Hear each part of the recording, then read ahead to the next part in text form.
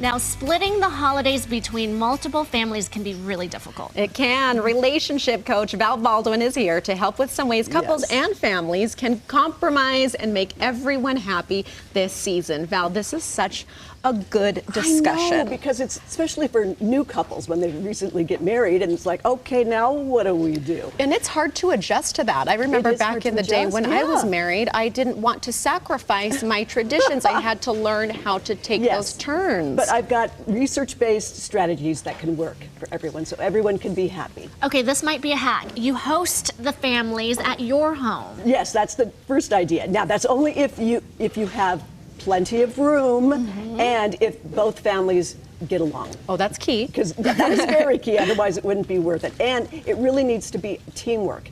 Otherwise, hosting can be very stressful. So when I say teamwork, everyone needs a food assignment, or they come and help you set up the tables and decorate, and everyone needs to help clean up afterwards. Otherwise, you won't enjoy the holiday. I liked that one, though. That's one that I don't think I had ever thought about before. This one too, this is an easy one, splitting the day in half so you're celebrating with both of the sets of parents. Right, so this works if both parents live close by. And so for instance, what we did for Thanksgiving, when my daughter-in-law, she lives in Sandy, Utah, and sometimes when it's their year to come here, then we make sure that we arrange to have Thanksgiving one of us has it like at 1 o'clock and the other one has it like at dinner time, 6 o'clock.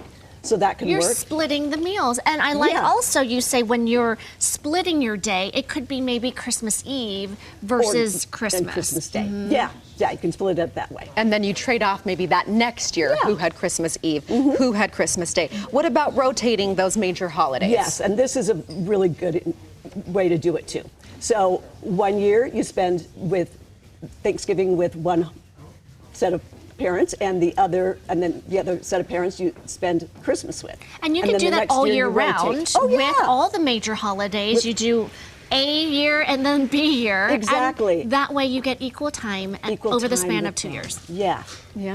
Okay, designate one holiday for your own family and one for your spouse. And this works great, for instance, if one family celebrates Hanukkah, so that's really important, and the other one does Christmas. Maybe 4th of July is a really big deal for one of your families, or one really loves Easter.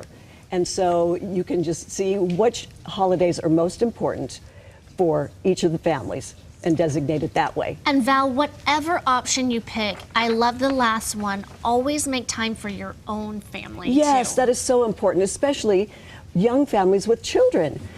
They usually want to switch when they have children of their own to spend Christmas morning with their own family.